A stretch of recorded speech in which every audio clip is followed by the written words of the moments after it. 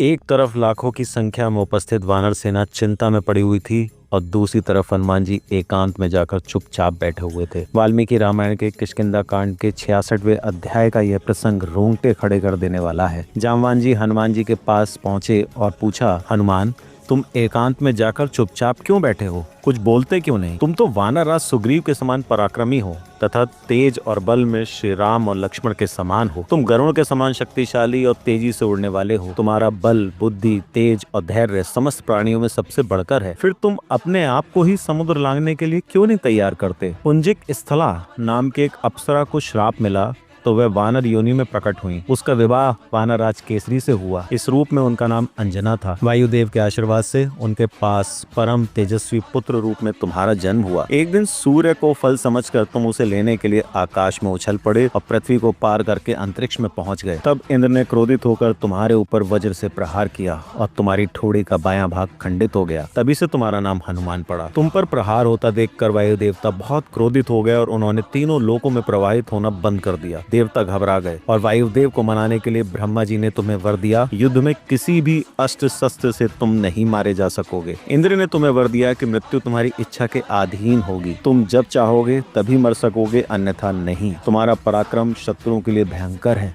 हनुमान, तुम वायुदेव के औरस पुत्र हो, इसलिए तुम उन्हीं के समान हो। तुम पवन पुत्र हो। एक बार भगवान वामन ने इस त्रिलोकी को नापने के लिए जब पैर बढ़ाया था, उस समय मैंने इस पूरी पृथ्वी के 21 चक्कर लगाए थे। लेकिन अब मैं बूढ़ा हो गया हूँ, मेरा पराक्रम घट गया है। इस समय सिर्फ तुम ही हो जो इस कार्य को कर सकते हो। तुम्हारी गति सभी प्राणियों से बढ़कर है। जैसे भगवान विष्णु ने इस त्रिलोकी को नापने के लिए 3 पग बढ़ाए, उसी प्रकार तुम भी अपना पैर बढ़ाओ। वानरों और भालुओं में श्रेष्ठ जामवान की प्रेरणा पाकर कपिश्रेष्ठ पवन कुमार हनुमान को अपना महान वेग पर विश्वास हो गया। उन्होंने वानर वीरों की उस सेना का हर्ष बढ़ाते हुए उस समय अपना विराट रूप प्रकट किया।